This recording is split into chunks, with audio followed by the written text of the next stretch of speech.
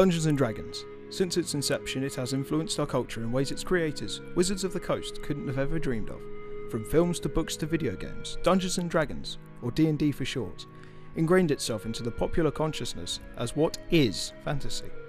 Dungeons & Dragons is a tabletop role-playing game in which a group of players, led by the Dungeon Master, or DM for short, traverse through a fantasy world in a tale of their own making. Dialogue, actions, and all manner of choices can affect the story as players create and live through characters from all backgrounds and walks of life. This is Adam Baker. Adam, what's your favourite colour? Black. Perfect. He is a 21-year-old media student from Bedford. He has always been intrigued by the fantasy genre, but has never played Dungeons & Dragons until now. We wanted to document his search for the right tools and people with which to play, and then we'll see how he does in his first ever games.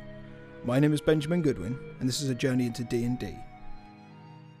So aside from video games, have you ever played any sort of tabletop role-playing games or Warhammer before? No, not at all. I've always been interested. I know a little bit about them from friends that have told me, but never done it myself. No. So prior to your next experience, being your first, have you done any sort of research or have you looked into any of the sort of games or their mechanics? No, but we're planning to go on a recce quite soon. So Ben, where are we going? We, Adam, are off to Stevenage. Okay. Why don't you tell us what's there? Oh, there is a nice little group of people that I met about a couple of months ago, and we play D&D every Tuesday evening, so I thought they would be the right sort of people for you to meet to sort of get to know the game. And do you think they're going to be okay playing with the first timer? Yeah. Well, Jesus, they play with first timers all the time, because thanks to sort of internet culture, it's sort of becoming more popular again, so a lot more people want to try it. Right, tonight I think I'm going to sit out, watch them, maybe have a chat. Hey, do what you do, man. When did you first sort of start playing Dungeons & Dragons? Okay, I started playing when I was at school. I was probably 14 years old. I started with D&D Basic, and there's a whole bunch of us in class who played, and we used to just meet up on a Saturday and just play every weekend. And it turned into quite a big group, and we did that for probably 4 years or something. So thanks for doing this interview for our documentary. I just wanted to ask you, what is your name and sort of what character do you play in the game?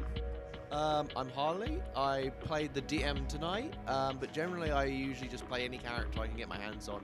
I'm partially more prone to playing female characters, mostly because most games you play are generally filled with most male characters, and I just find it more fun and interesting because anyone can be just like, the big masculine hero, but it's more always fun to try to play someone who you're not usually used to, especially when you're playing a woman, because you're not used to playing an elf, but a woman is being something completely different.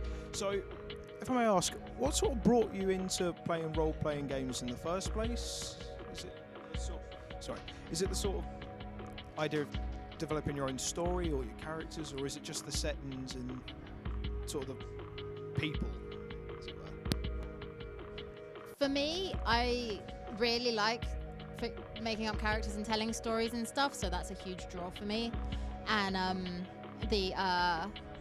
the fact that people have made all these settings and stuff that are really interesting to me, that I can then kind of make characters based off of them and tell stories in those settings, is a lot of fun. If someone came up to you and asked you sort of Dungeons & Dragons, what would actually be sort of the first word that pops into your head? Amazing storytelling. That's 2 words. It's not if you remove the space. So what do we do now?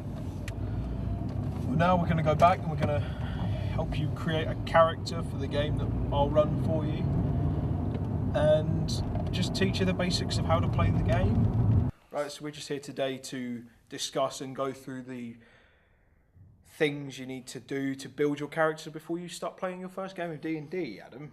How do you feel? I feel I have a lot to learn. You do. You might want to go sit down then. Let's do this. So the first step to building your character will be choosing your race and your class. Now, what you need to do that with is this. It's called your player's handbook, and this is the most important thing to you as a new D&D player. It will teach you all the rules, give you all your spells, sort of give you a basic background on the worlds and all that.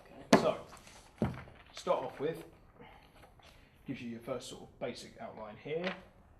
So, when it comes to races, you start off with like your standard dwarves, and then you move to your elves, and then you move on to your halflings, human, dragonborn. Now that sounds interesting. You got gnomes, half elves, you got half orcs, tieflings. A race of people that didn't learn their lesson from The Exorcist. Exactly. So we've done races. Yep. What else is there to learn? Well, you got to choose your class next, Adam. Oh god, how many are Yeah, there? you got 12. Okay, give me the basics. Okay, basics. You have barbarian, bard, cleric, druid, fighter, monk, paladin, ranger, rogue, sorcerer, warlock, wizard. So what else is there I need to know? Well, you need to know things like your name. Every species has its own naming conventions, and you can choose to conform or non-conform to it, and how that affects your character. You've got to choose your gender. You've got to choose your alignment, which is the most important thing for building your character. Should I take notes? Maybe. I don't have any paper. Well, then don't. Let's go. Right. So you get everything from. So to basically give you a quick overview, you get lawful, true, or chaotic, of either good, neutral, or evil. So lawful good would be your RoboCop. True neutral would be your just plain boring, just monotone, just has no real independent thought or feeling sort of character. Okay. Sort of like your audience perspective character maybe, or anything played by Jai Courtney. I thought you were going to go Kristen Stewart. No, because she's just awful. And then there's chaotic evil, which would be your sort of your Joker, the Dark Knight. And then next, got to get onto your backgrounds. You get things from religious zealot, or you could be a criminal, a sailor, folk hero, just whatever you want, entertainer, and by extension you could also choose to be a gladiator if you're a fighter. So your background is very important to how your character interacts with the world. And do you choose it or do you have to roll? You have to roll for it, unfortunately. Okay. Damn it. Fuck. Ah!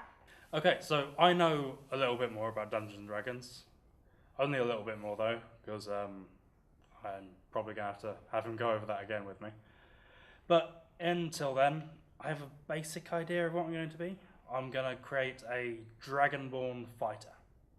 Because dragons are cool and fighters are boring, and I think that'll sort of balance out to me being an average first timer.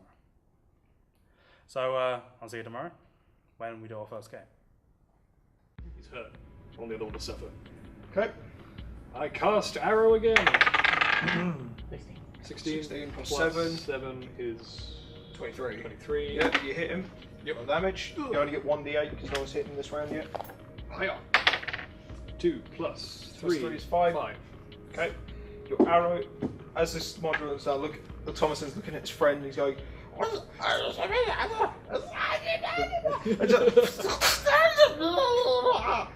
Does this whiz past my other shoulder? Yes. yeah. You're like this now. Did you enjoy the game? I certainly did. Yeah, and I wasn't actually expecting to enjoy it that much. good. And what did you think of it? How did you like the setting and story? I thought it was really interesting. I'm not sure how you remembered all of that, really. Part of me was wanting to ask you questions that would really make you struggle because I was kind of sadistic Or you at did. points. Remember that bit about the Abyss Wall where you rolled a natural 20? Like, straight up, figure it out. Got to make it up as you go along because point of being a DM, you've got to go with what your players. In fact, I was hoping you guys wouldn't just leave. On both sides of it, I think the thing I enjoyed most would have been the improvisation. Yeah, because it's that And did you enjoy the interaction between you and other players as sort of more as a more natural experience rather than a scripted event? I think it's something you kind of have to learn to ignore the information that you're not supposed to know.